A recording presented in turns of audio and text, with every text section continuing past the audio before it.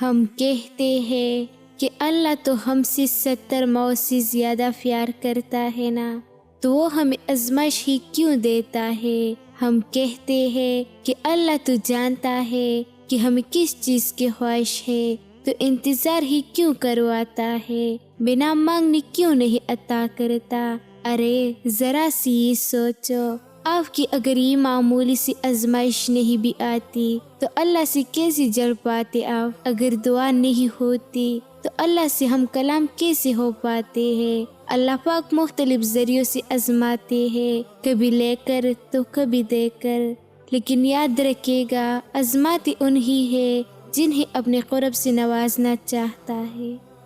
آزمائش ایک طرح سے آپ کو مضبوط کرنے کے لیے بھی آتی ہے، جو کہ بہت ضروری ہوتا ہے۔ اللہ جانتا ہے کہ بہت کمزور ہو آپ، اس لیے انہی چیزوں کے ذریعے آزماتا ہے جو آپ کی من پسند ہوتی ہے، اور یقین کرو اسی آزمائش سے آپ اتنی مضبوط ہو جاتے ہو کہ کوئی آپ کو کچھ بھی بول دے آپ کو کوئی فرق نہیں پڑتا، کیونکہ آپ خود بھی مضبوط ہو جاتے ہو، اور اللہ سے آپ کا رشتہ بھی مزید مضبوط ہو جاتا ہے۔ پھر آپ سے سب کچھ اللہ پر چھوڑ کر بے فکر ہو جاتے ہو۔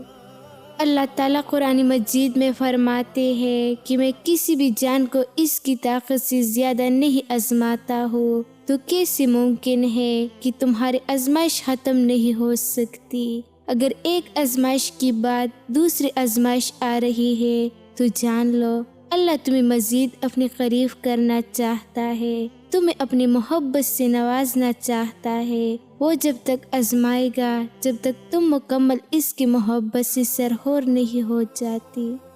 دلوں کی حال اللہ بہتر جانتا ہے، اور تقدیروں کی کیل بھی اسی کے ہاتھ میں ہے، تو پھر کیوں مطمئن نہیں، کیوں سوچوں میں گھیرے ہوئے ہو؟ کیونکہ اس کی بادشاہت پر یقین نہیں، کیونکہ اس کے فیصلوں پر راضی نہیں۔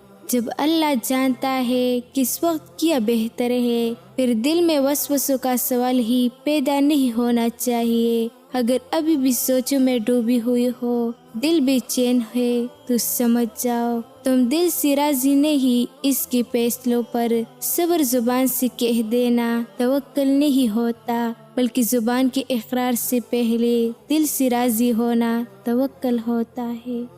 اگر اللہ نے آپ کو آزمائش دی ہے تو اس کا مطلب یہ نہیں کہ اللہ آپ سے ناراض ہے یا آپ کو سزا دے رہا ہے۔ ارے آزمائش کا مطلب تو یہ ہے کہ اللہ نے تمہیں اپنی محبت کے لیے چن لیا ہے۔ آپ یہ کیوں نہیں سوچتے کہ اگر اللہ کو سزا ہی دینی ہوتی تو پھر آزمائش سے نکالتا بھی کیوں؟ ہاں یہ بات سچ ہے، آزمائش میں ڈالنے والا اللہ ہے تو آزمائش سے نکالنے والا بھی وہی رب ہے۔ آزمائش ظاہر تو ایک لفظ ہے، لیکن دراصل یہ رب سے جل جانے کا ذریعہ ہے۔ آپ کا رب آپ سے بہت محبت کرتا ہے۔ آزمائش کی 7 آسانی پہلے ہی لکھ دی گئی ہے، یقین رکھیں اس پر جو مشکلوں میں ڈال سکتا ہے وہ نکال بھی سکتا ہے، کہ جو کام آپ کی بس میں نہیں وہ اسی کی اختیار میں ہے۔ آپ کی مشکلات آسمان جتنی بڑی ہی کیوں نہ ہو، اگر یقین اللہ پاک پر ہے نا تو سنو، دنیا کی کوئی طاقت آپ کو گرا نہیں سکتی، اور نہ ہی کوئی مشکل آپ کو ہرا سکتی ہے۔ چہرے خوبصورت ہو یا نہ ہو، الفاظ ہمیشہ خوبصورت رکھو، کیونکہ لوگ چہرے بھول جاتے ہیں مگر الفاظ ہمیشہ یاد رکھتے ہیں۔ زندگی سے اتنا پیار نہ کرو، یہ کسی سے وفا نہیں کرتی۔ موت کو کبھی مت بولو، یہ کسی کو دھوکہ نہیں دیتی۔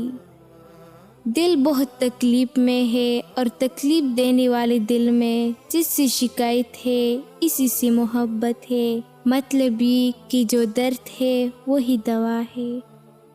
انسان چاہے کتنا ہی خوش کیوں نہ ہو، جب وہ اکیلا ہوتا ہے تو صرف اس انسان کو یاد کرتا ہے جسے وہ دل سے پیار کرتا ہے۔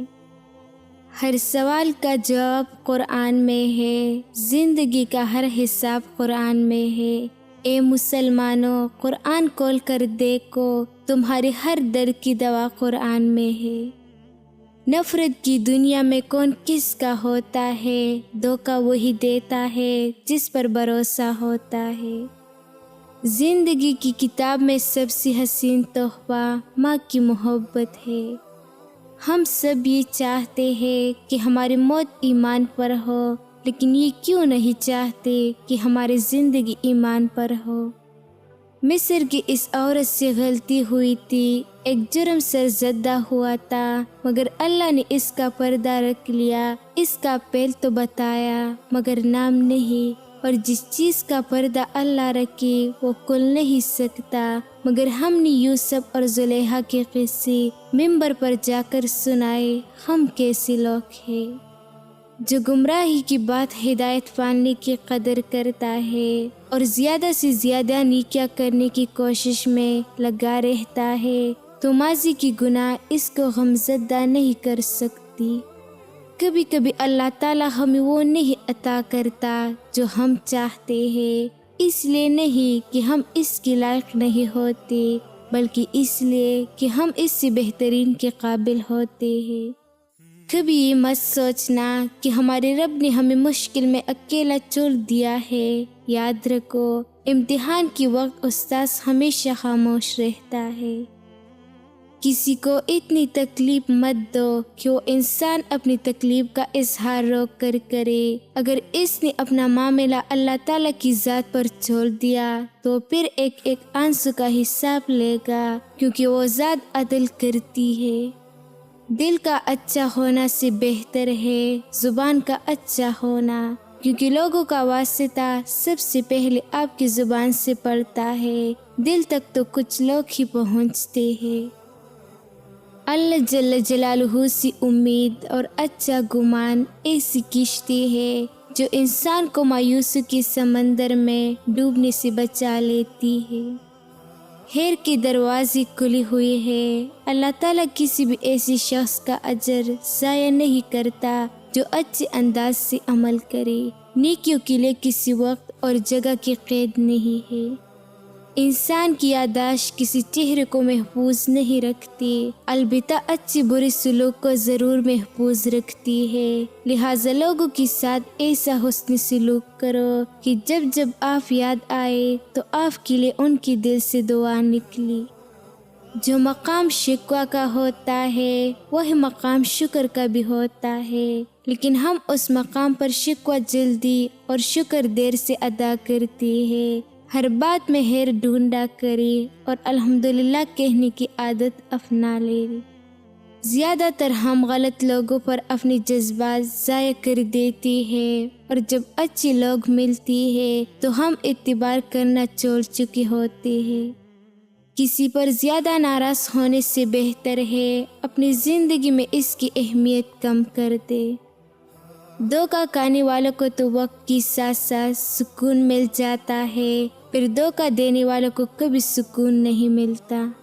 جس چیز کی تمنا کرتے ہو اس کے لیے دعا کرتے رہو۔ ممکن اور ناممکن صرف انسان کے دماغ کا تصور ہے، اللہ کے لیے کچھ بھی ناممکن نہیں۔ اپنی اندر کے بچے کو کبھی مرنے نہ دے، کیونکہ حد سے زیادہ سمجھدار رہنا آپ کو وقت سے پہلے بھولا کر دیتا ہے۔ اپنا تعلق اس ذات سے ہے جو کسی کی در پر جھکنے نہیں دیتی۔ کون کیا کر رہا ہے، کیوں کر رہا ہے، کیسے کر رہا ہے، ان سب سے آپ جتنا دور ہوگی اتنا ہی خوش رہوگی۔ میرے سوا تیرے بے شمار بندے ہیں یا رب، پھر تیرے سوا میرا کوئی خدا نہیں۔ زندگی میں خوبصورتی صرف اللہ کی ذکر سے ہے۔ آپ جتنا اللہ کے قریب ہوگی زندگی اتنی حسین ہوگی، آپ جتنا اللہ کے قریب ہوگی دل اتنا مضبوط ہوگا، آپ جتنا اللہ کا ذکر کرے گے دل اتنا خوبصورت اور وسیع ہوگا۔ بس اپنے رب کے قریب ہو جائے اور ہر چیز اللہ پر چھوڑ دے، آپ کی زندگی خود ہی سنوار جائے گی۔ ہمیشہ یہ دعا کیا کرے کہ کوئی چیز ہو یا نہ ہو، کوئی انسان ہو یا نہ ہو، اللہ آپ کی دل میں کسی وجہ کے بغیر سکون ڈالے۔ کسی کی ہونے یا نہ ہونے کے باوجود آپ کا دل مطمئن ہو، آپ کی خوشی کسی چیز سے وابستہ نہ ہو، کہ یہی اصل سکون ہے۔ اللہ پاک حالات بدل دیتا ہے، کوئی بھی آزمائش ہمیشہ نہیں رہتی۔ اللہ کو ہر اس لمحے کی خبر ہے جو تم بے بس ہو کر خاموش ہو جاتے ہو۔ تم کیوں مشکلات کی زندگی پر غم کرتے ہو؟ کیا تمہیں علم نہیں کہ خدا اپنی پسندیدہ لوگوں کو آزماتا ہے؟ انسان دو ہی چیزیں کمانے کے لیے سارے مشقت کر رہا ہے، عزت اور رزق۔ جب دونوں کا وعدہ خدا نے کر رکھا ہے جس پر وہی اور صرف وہی قادر ہے، تو پریشانی کس بات کی؟ اللہ کی بات ہمیشہ اللہ سے کرتے ہیں۔ دنیا اس کے قابل نہیں ہے کہ ایسی ہر چیز بتائی جائے۔ دنیا ویسی نہیں ہے جیسے آپ اسے سمجھتے ہیں۔ مت گمان کرو کہ تم خود اچھے کام کر لیتے ہو، بلکہ تم اللہ کی محبوب بندے ہو، اس لیے وہ تمہیں نیک اعمال کی توفیق دیتا ہے۔ لہٰذا اس محبت میں کبھی مت آنے دو کہ وہ بدلے میں وہ آپ تمہیں بھول جائے۔ اپنی زندگی میں شامل ہونے والے غلط لوگوں کا ہمیشہ شکریہ ادا کرے، کیونکہ ان غلط لوگوں کی بدولت ہی آپ کی زندگی میں اچھے لوگ شامل ہوتے ہیں۔ یہ غلط لوگ آپ کو حادثے کی صورت میں ایک ایسا تجربہ عنایت کرتی ہے کہ جس سے آپ لوگوں کی پہچان کرنا سیکھ جاتے ہیں۔ ایک حد کے بعد انسان سب کچھ چھوڑ دیتا ہے، شکایت کرنا، منانا، اور پھر دل ایسا ہو جاتا ہے کہ کوئی انسان بات کرے تو بھی ٹھیک اور نہ کرے تو بھی ٹھیک۔ جب تم کسی شخص کو اس کی دولت کی وجہ سے عزت دینے لگو تو سمجھ لینا تم نے اپنے آدھا ایمان کو دیا ہے۔ جب بھی گناہ کی طرف مائل ہو تو یہ 3 باتیں لازم یاد رکھنا، فرشتے لکھ رہے ہیں اور موت ہر حال میں آنی ہے۔ اللہ نے 3 قسم کے لوگ، ہمیشہ شراب پینے والے، والدین کی نافرمان، اور دیوت جو اپنے اہل و عیال میں زنا برقرار رکھنے والا ہو، پر جنت کو حرام قرار دیا ہے۔ جو بہت اچھا لگے ایسے بہت کم ملا کرو، جو انتہا سے زیادہ اچھا لگے اسے صرف دیکھا کرو، اور جو دل میں سما جائے اسے صرف یاد کیا کرو، کیونکہ جو جتنا قریب ہوتا ہے دنیا اسے اتنا ہی دور کر دیتی ہے۔